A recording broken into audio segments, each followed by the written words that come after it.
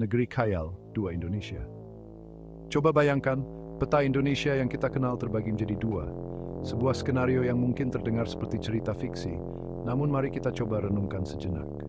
Ada garis khayal yang memisahkan wilayah barat dan timur, dan lahirlah dua negara baru, Indonesia Barat dan Indonesia Timur. Masing-masing dengan identitas, pemerintahan, dan mungkin bahkan budaya yang berbeda. Kira-kira ini mimpi buruk atau awal yang baru ya? Apakah ini akan membawa kemajuan atau justru kemunduran bagi kedua belah pihak? Pertanyaan ini mengajak kita untuk berpikir, kira-kira apa saja dampaknya kalau Indonesia terbelah? Bagaimana nasib masyarakat yang tinggal di perbatasan? Apakah mereka akan merasa terasing atau justru menemukan identitas baru? Perubahan ini seperti gempa bumi pasti akan mengubah banyak hal. Tidak hanya secara fisik, tetapi juga secara emosional dan psikologis bagi penduduknya. Ekonomi, politik, kehidupan sosial, budaya, semuanya akan terpengaruh. Bayangkan bagaimana pasar saham akan bereaksi, bagaimana kebijakan politik akan berubah, dan bagaimana budaya akan beradaptasi dengan situasi baru ini. Masyarakat pun pasti punya pendapat yang berbeda-beda. Ada yang optimis, ada juga yang pesimis.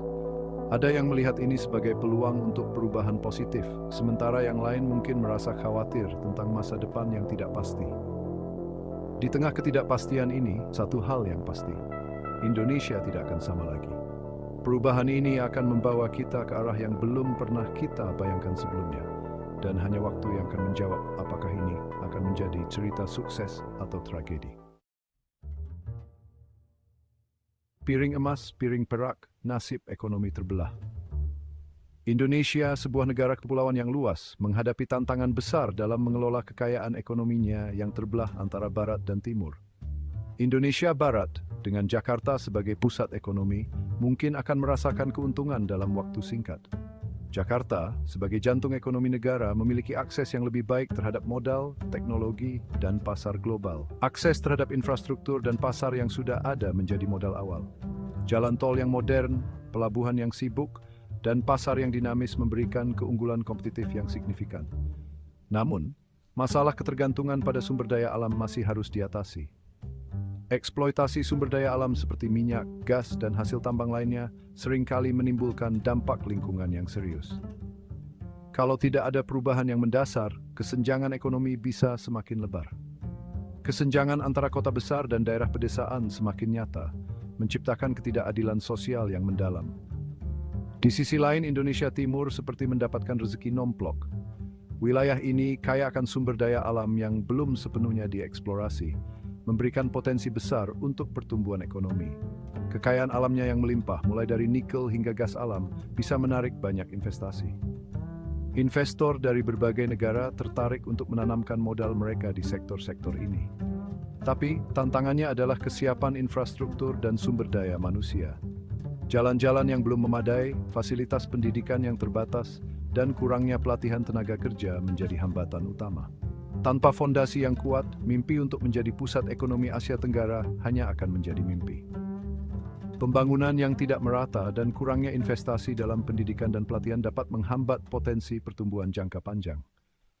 Untuk mengatasi tantangan ini, diperlukan kerjasama antara pemerintah, sektor swasta, dan masyarakat. Investasi dalam infrastruktur, pendidikan, dan pelatihan tenaga kerja harus menjadi prioritas utama.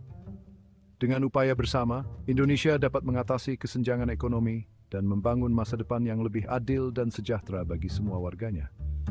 Masa depan yang cerah menanti jika kita bisa mengelola kekayaan dan potensi yang ada dengan bijaksana.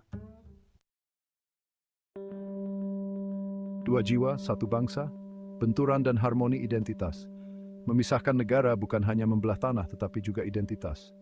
Rasa memiliki dan nasionalisme akan diuji. Indonesia Barat dengan pengaruh Jawa yang kuat mungkin akan melihat budaya Jawa semakin kuat. Sementara itu, Indonesia Timur punya kesempatan untuk lebih mengembangkan budaya Melanesia dan Papua. Perbedaan ini bisa saja memicu konflik atau justru memperkaya budaya Indonesia. Semulkan spodik saat mendek dikiri. Menerima perdajuan merdeka bertermin sainis pemerintah kunci hidup berdampingan dengan damai. Dampak dari pembelahan negara juga akan terasa dalam dunia politik. Perubahan ini akan membawa dinamika baru yang belum pernah terjadi sebelumnya. Dua sistem pemerintahan baru akan muncul, masing-masing dengan ideologi dan kepentingannya sendiri. Indonesia Barat mungkin akan mempertahankan sistem demokrasi yang sudah mapan, sementara Indonesia Timur bisa memilih jalan yang berbeda. Indonesia Barat, dengan sistem demokrasi yang sudah berjalan, mungkin akan melanjutkan model pemerintahannya. Mereka akan berusaha menjaga stabilitas dan kemajuan yang telah dicapai selama ini. Di sisi lain, Indonesia Timur punya kesempatan untuk merancang sistem yang lebih sesuai dengan kebutuhannya. Mereka bisa mengadopsi model pemerintahan yang lebih inklusif dan sesuai dengan budaya lokal. Namun, stabilitas politik kedua negara akan diuji. Tantangan besar akan muncul dalam bentuk konflik internal dan perebutan kekuasaan. Konflik internal dan perebutan kekuasaan bisa saja terjadi.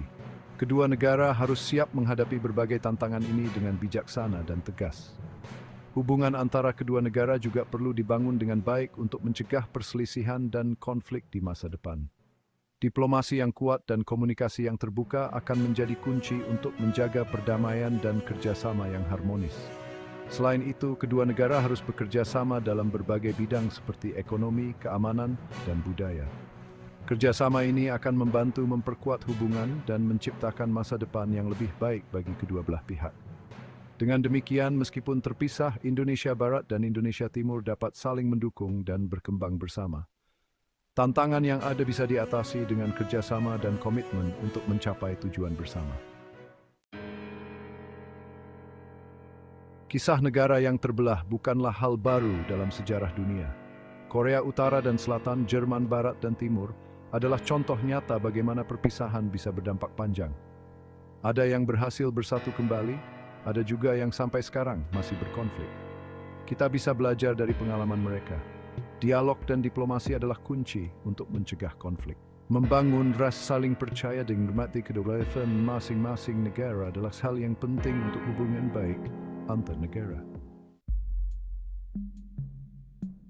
Memisahkan Indonesia memiliki potensi keuntungan dan kerugian. Di satu sisi, otonomi daerah yang lebih besar dapat mendorong pertumbuhan ekonomi dan pembangunan yang lebih merata. Di sisi lain, risiko konflik dan ketidakstabilan politik tidak bisa diabaikan. Keputusan untuk membelah atau tidak bukanlah hal yang mudah. Dibutuhkan analisis yang cermat dan menyeluruh. Yang terpenting, suara rakyat harus didengarkan. Karena pada akhirnya, Cingkuloh Nian Tiniting dampak langsung dari keputusan besar ini.